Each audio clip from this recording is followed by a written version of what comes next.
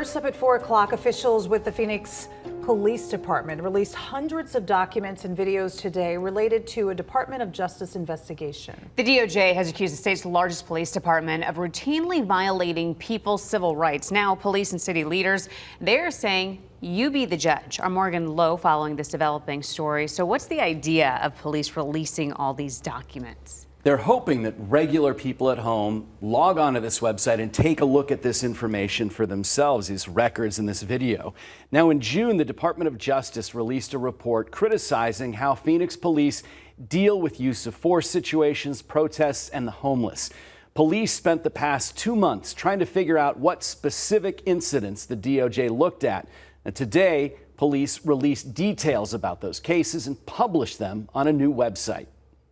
The new website contains information about 132 incidents police identified, including police reports and body-worn camera video.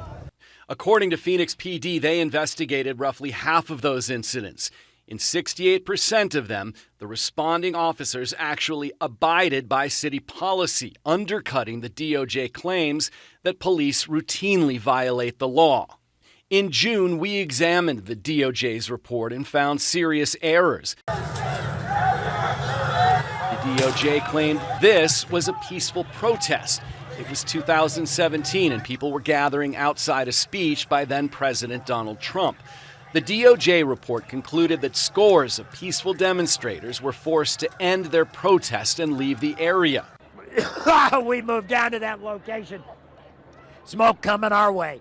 After police used pepper balls and tear gas on the crowd. But the DOJ report glosses over the fact that people in the crowd had been fighting each other, pushing over barriers, and throwing water bottles, tear gas canisters, and other objects at police. You can see that video on the city's new webpage. And I just got out the hospital. In another incident, the DOJ stated that the police approach to individuals with behavioral health disabilities followed a force-first mentality. They were referencing this incident where a mental health treatment facility had asked a man to leave after he had a verbal altercation in the lobby with his girlfriend. No, I'm not going to take a seat. No, I'm not. Video shows the man pacing, flailing his arms, and speaking rapidly, possibly having a mental health episode.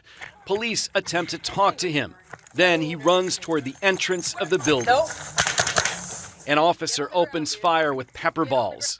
But take a closer look. The pepper balls strike the building, not the man, and he is taken into custody without further incident. I didn't do nothing wrong. The Department of Justice criticized the police here, saying they used unnecessary force.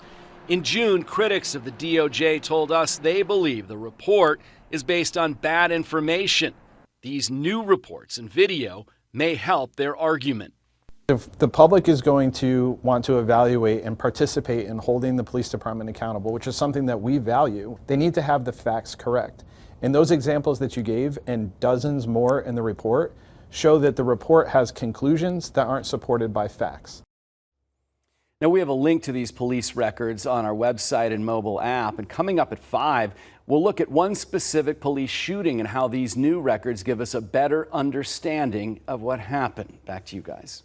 A lot of information, a lot of video and pieces to go through there. Morgan, thank you.